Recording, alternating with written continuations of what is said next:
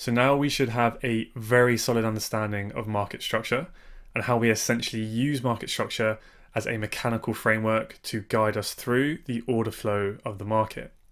But now we are ready to start to look at the actual mechanics of the market, as in what is actually behind the production and the interaction of that order flow that then generates the market structure that we have just been spending time analysing. Now, as history has repeatedly shown, speculators as an aggregate, they are often a very, very emotionally charged group. Now, when you get millions of them together in a highly emotional money game of fear, greed, and uncertainty, their combined behavior kind of takes on a kind of herd mentality. So technical analysis is the framework that we use to identify trading opportunities through the study of price movement and volume from that battle between buyers and sellers that is then reflected on a price chart. So you have big commercial companies, putting huge orders through the market. So say if a Japanese construction company, maybe they need to buy thousands of tons of timber from Canada, for example, then they're going to need to exchange a large amount of Japanese yen for Canadian dollars in order to make that purchase.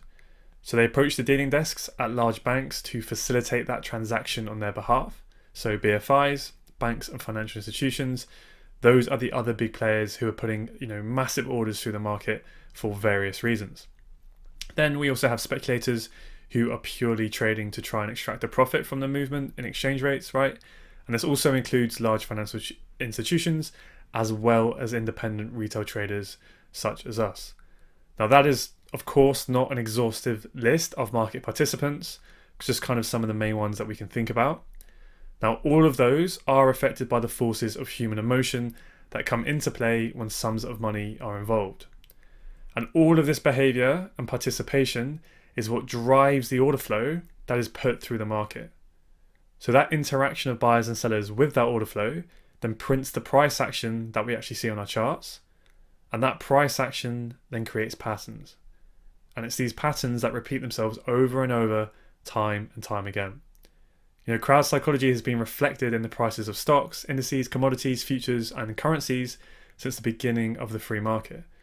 And that interaction of millions of different participants for as many reasons, all with their own emotions and agendas, that forms price patterns that stretch over extended periods of time and can be used to make high probability forecasts of where price may potentially move in the future.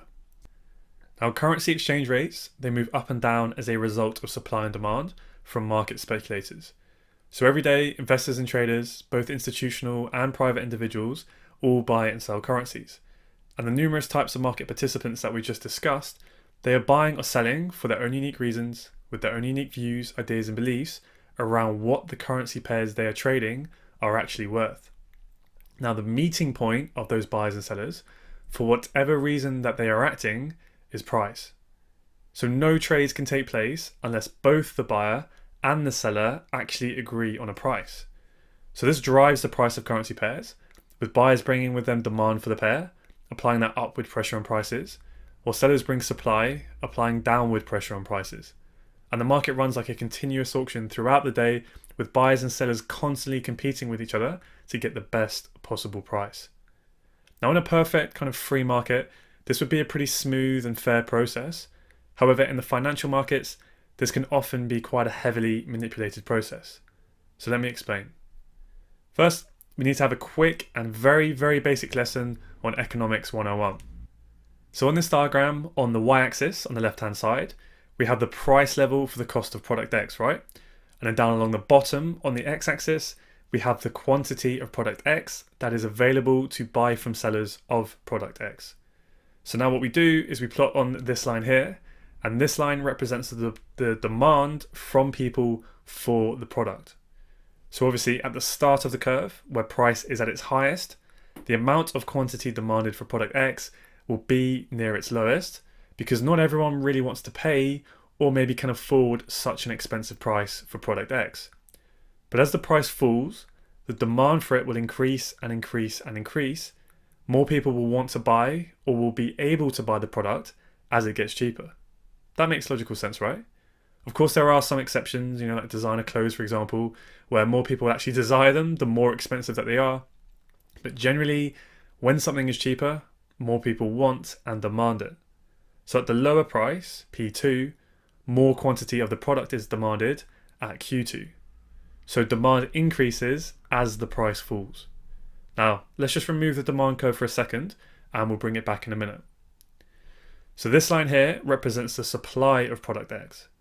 So down at the start of the curve on the bottom left hand corner, where price is at its lowest, the amount of quantity that is supplied to the market for it will be at its lowest. But as the price rises, the supply of the product will increase and increase and increase because suppliers, so sellers of the product, they will then be more heavily incentivized to supply and sell the product because they're going to receive more money, right, in exchange for actually supplying it. So hopefully this also makes logical sense, because the higher the price that you can get for selling something, generally the more of it you're going to want to sell, or more people will then enter into the market and they will also start to sell it. So the total supply of product X will increase the higher the price is. So supply increases as the price rises. But we can't just only have sellers in the market, and we can't just only have buyers in the market. We need both a buyer who demands the product and a seller who supplies the product, because it takes two to make a market. So when you plot both the demand curve and you plot both the supply curve over each other, you can then see where the market price will be. So where buyers and sellers meet is where they agree to exchange money for their goods or service, and that determines the market price. So that price where the supply meets demand, that is the fair market value. But what happens if there is a lot of demand for a product? What if there is so much demand that the product completely sells out and there are no more sellers left at that price level, but people are still demanding it? People still want to buy it, but there's no one there to sell it to them. Well, the price is going to increase, right? Because there needs to be an incentive for new suppliers to enter the market to fulfill that increase in demand. Or people, who still have the product left to sell, they're simply just going to increase their prices because they know that they can get away with charging a higher price, right? Because there is so much demand that people will be willing to potentially pay a higher price. So what happens is the demand curve shifts up like this. So now the price goes up in order to increase the supply of the product to meet that increase in demand for it. So if everyone wants to buy a product, but nobody wants to sell it at the price P1, then the only way to either fulfill or reduce the demand is to increase the price to P2. So then you'll get the increase in the quantity supplied from Q1 to Q2. So if the price goes up, then the amount of supply will go up, and the market reaches a new higher equilibrium price from that increase in demand. And this is the new fair market value. So the exchange rate in the Forex market, it works by the exact same principle. Now, this mechanism is going on continuously every single second that the market is open, and price is constantly moving pip by pip to match the price perfectly between the demand and supply, between both buyers and sellers. And that is how a free market works. Now, the more liquid a market is, the easier that price can slowly, move slowly and smoothly up and down. But when there is an overwhelming imbalance between the supply and demand, so when there is a lot more quantity demanded than there are actually sellers supplying it, or maybe a lot more sellers supplying the product than there are actually people willing to buy it at the current market price, then there is an aggressive change in the price level, because either the supply or the demand, right, it has to shift a significant amount to find the new market equilibrium price. So in an ideal situation, if markets were absolutely perfect, this would be quite a natural process where buyers and sellers can freely agree on price. However, in the financial markets, this movement of price is often quite a manipulative process. So the big players that we mentioned earlier, the banks, the hedge funds, and any sort of large institution, they have the ability to control movements of price to a degree due to the huge amounts of volume that they put out into the market. Using all sorts of tactics to trick traders into potentially taking the other side of their positions in order to utilize them for liquidity. Now, being able to recognize this is going to bring you one step closer to joining them. Because what if I told you that on the price charts, they actually leave footprints and clues indicating their manipulative actions? See, these institutions, they just have no way to actually hide the overwhelming imbalance in the supply demand that they create to cause price to move in their favor, because their order flow is just so large. because when they put their orders through, it creates those huge shifts and imbalances in the supply and demand in the market. Now, every time frame shows the same patterns again and again, where you can literally see where this is happening. So using all of the time frames together, it's going to provide a clear picture on where the big players are entering and exiting the markets, so that we can time our entries and exit with extreme precision using a mechanical edge. But before we look at how we can see these imbalances being caused between supply and demand by those big players on our price charts, first we must understand a little bit more about the mechanics behind that order flow in the market. So order flow is the interplay between both passive and aggressive orders in the market. In more simple terms, it essentially just means the interaction between buyers and sellers, so the supply and demand that they bring into the market via their orders, right, that they are putting through the market. Now, a passive order is an order in which the price is different from the current market bid and ask price. So this is typically limit and stop orders, so orders which are waiting for price to either come up or come down to them to hit them. So kind of a really simple way to think about this is passive orders are essentially just pending orders sitting in the order book, waiting to be filled when price eventually reaches them. So remember, a limit order is one where you buy or sell at a specified price or better, below or above the current market price. Now, the other type of passive order is called a stop order, and a stop order is where you buy or sell at a specified price or worse, above or below the current market price. Now, if you haven't done so already, please watch the module on brokers where we discuss the different order types in much more depth. So both of those stop and limit orders are classified as passive orders. So essentially they're just pending orders that are sitting in the order book waiting to be hit, right? But the other type of order is called an aggressive order. And aggressive orders are when a trader executes the order instantly so that they buy or sell at the current best market ask or bid price. So it's generally an at market order.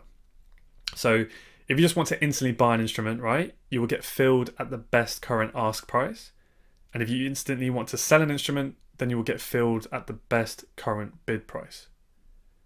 So order flow as a whole, it is essentially just the interaction, so the interplay between all of these types of orders. So you have the passive orders, those pending orders that are just sitting there in the order book waiting to be hit. And then these passive orders are actually visible in the order book. You can see them, just sitting there. But then you have the aggressive orders where traders just step in and instantly hit either the current best bid or ask price. So what does that actually look like? Well, something that is commonly used in the markets, which trade through a central exchange, such as the futures market and most stock markets, is a price ladder, which essentially visualizes the order book. So it's otherwise known as the DOM, or the depth of market. And it shows all of the bids and offers, those passive orders that are sitting in the market, those limit and stop orders, and it shows the amount of volume, so the amount of supply and demand that is sitting at each individual price level. So on the left-hand side, you have the bids, so the amount of demand that is willing to buy at each price level. And then you have the offers on the right-hand side, so commonly referred to as the ask prices, which shows the amount of supply at each price level. So the top green level is the current best market bid, and the bottom red level is the current best market ask. And the blue price in the middle, that represents that last price level that was traded at.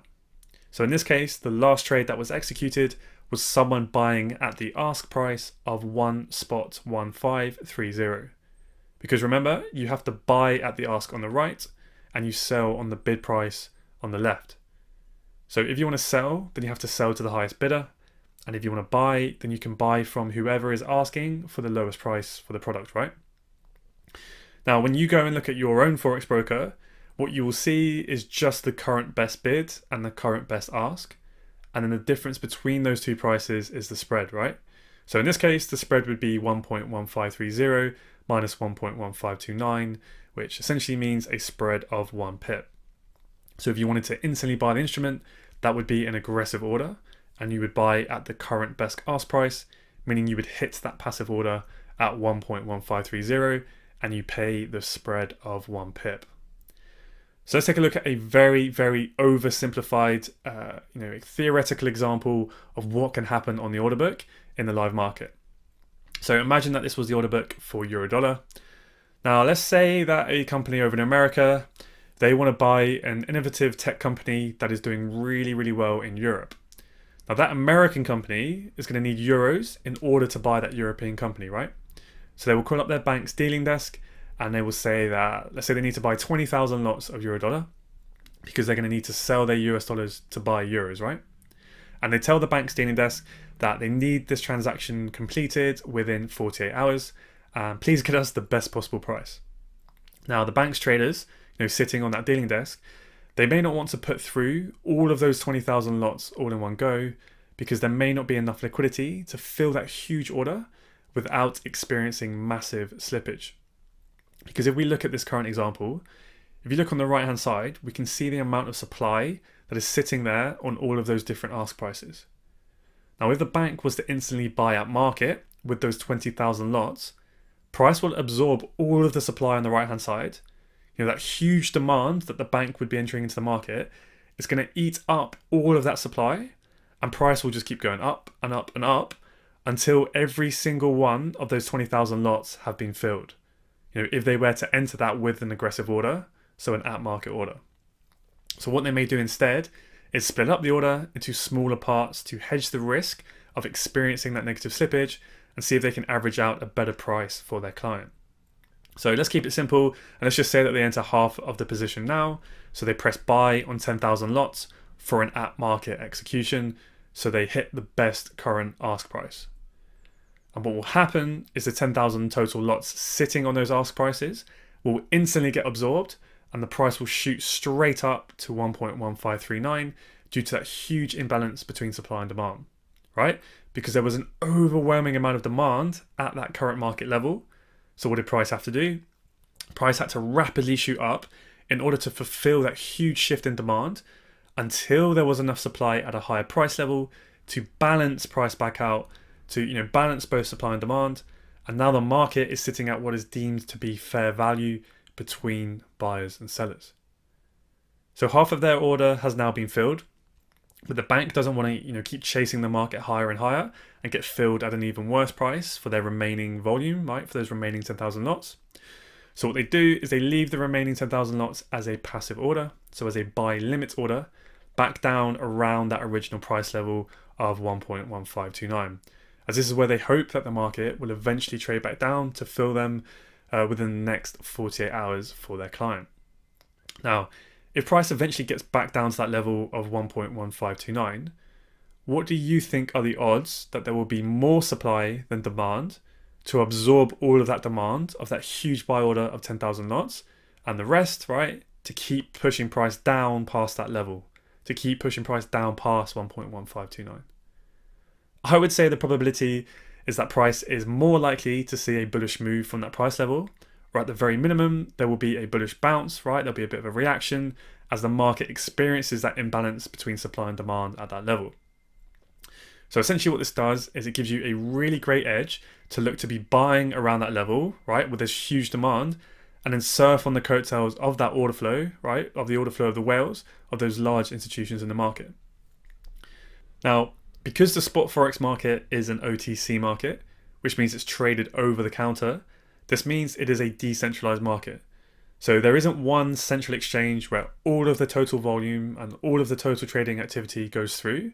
So you can't really look at an order book of just one liquidity provider and get a super accurate view of what the true total order book looks like for the entire forex market as a whole. But we don't need to.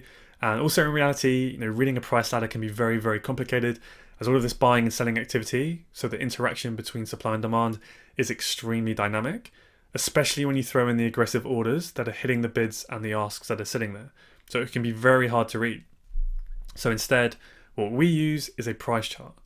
And a price chart gives us tons of information on the current and the past prices that have been traded and in the chronological order in which those levels were traded.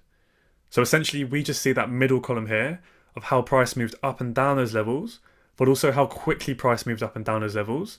And that's where multi-time frame analysis comes into play.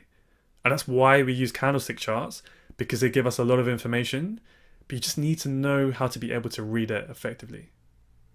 So with this example on this order book here of what we just went through, how could that example possibly look like on a price chart?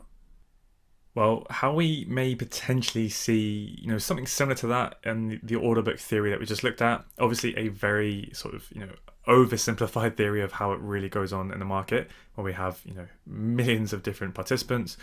But generally, you'll see price kind of chopping around, sort of, ranging sideways, moving up and down, not really going anywhere with real conviction, right? Just some even distribution between buyers and sellers, and then boom, what happens?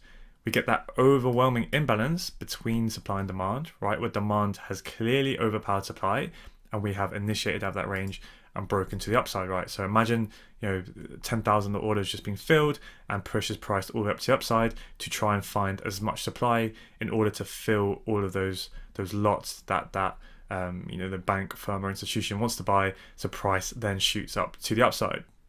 But it's very likely that there's still going to be a lot of sitting demand back within those initial price levels of where there'll be orders and liquidity that price wants to then fill. So what we'll very often see is then price start to make its way back down towards that level, pick up those orders, and then boom, you'll see another imbalance between that supply and demand again as those remaining orders are filled and demand is now fully in control. And yeah, we just see the same thing happen again and again and again, right? If you just go and look on any single price chart and you just scroll back, right, you'll just see the exact same thing happen again, where you have price ranging, price initiates out as we get that imbalance between supply and demand, price comes back into that demand and it fills the next orders, right? We get that range, price initiates out, price comes back in to fill those orders, right? We get a range, price then initiates out, right? The origin of that move, price comes in to fill more orders, and then we move away, right? We initiate out that range, price comes back in to fill those orders where the demand stepped in, and we initiate out that range, right? We come here, break up those highs, price comes back in to fill the remaining demand, right? It just happens again and again and again, right? Price range in, we initiate out, price comes back in to fill those orders, right? Same thing, original range down here, right? That was the origin of the move. Price comes in a little bit lower to fill those orders, right? It needed more demand to then continue that move. And the same thing will just continue to happen, right? We just get rid of all of that price action and play it forward a bit. It's on every single time frame, right? Time doesn't know price, price doesn't know time. It's just orders going through the market that we can then see on those candles, right? As price continues to move up, right? It pulls back, it ranges, demand steps in again to take control, boom, right? Pull back into demand to then continue to fuel the move, right? And we have this range here, demand steps in, price comes back in to fill those remaining orders, and then we come off, right? Demand steps in, price comes back into that demand to then make another move here, right? Again and again and again. So obviously we'll cover this in a lot more depth in the charts in a bit, but now you can kind of just see how a simple example like that actually is translated onto the candles on the charts.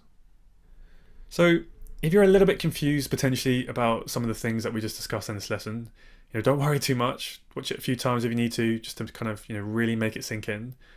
But when it comes to supply and demand, the following is literally all you really need to think about. So literally all we're doing is we're just looking for where there are large imbalances between supply and demand that cause those huge shifts in the market.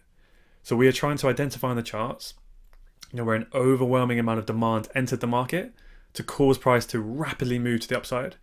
But then we'll look to buy when price returns to those areas of demand. And then we'll also look for where there was an overwhelming amount of supply that entered the market to cause prices to rapidly move to the downside. And we'll look to sell when price returns to those areas of supply.